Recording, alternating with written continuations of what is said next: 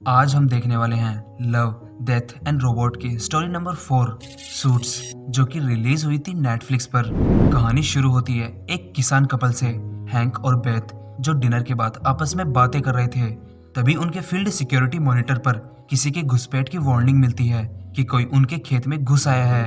Hang फिर अपने भारी भरकम रोबोट के पास जाता है और उसे एक्टिवेट करके उसमें बैठकर वहां जाता है जहां घुसपैठ हुई थी।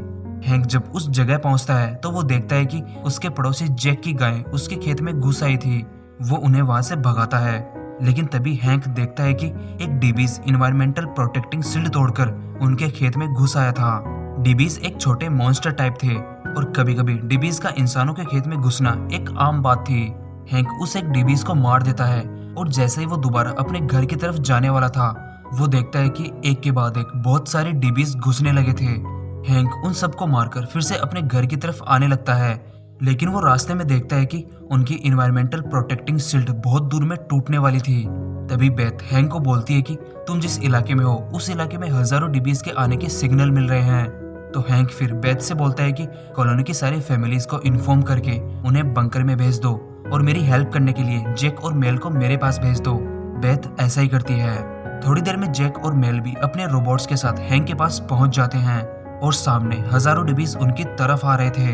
तीनों के पास जितनी भी गोलियां मिसाइलें थी, उनसे वो डिबीज को रोकने की कोशिश करते हैं, लेकिन वो बहुत ज्यादा थे। उनके पास गोलियां खत्म हो गई और वो डिबीज फिर उनके रोबोट्स पर हमला करते हैं। डिबीज जैक के रोबोट को पूरी तरह खराब कर देते हैं। जैक का अब वहां से जिंदा लौटना लगभग नामुमकिन था, तो जैक फिर खुद के रोबोट को ब्लास्ट कर लेता है और वो ब्लास्ट इतना बड़ा था कि लगभग सारे डिबीज मारे जाते हैं। लेकिन फिर एक बहुत बड़ा डीबी आता है।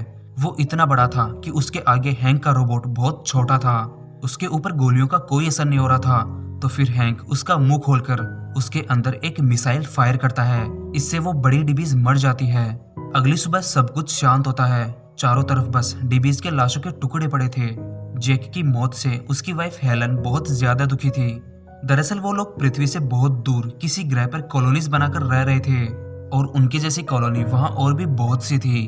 और वो डीबीज उस ग्रह के प्राणी थे जो इंसानों के यहाँ बसने से उनसे थोड़े नाराज थे।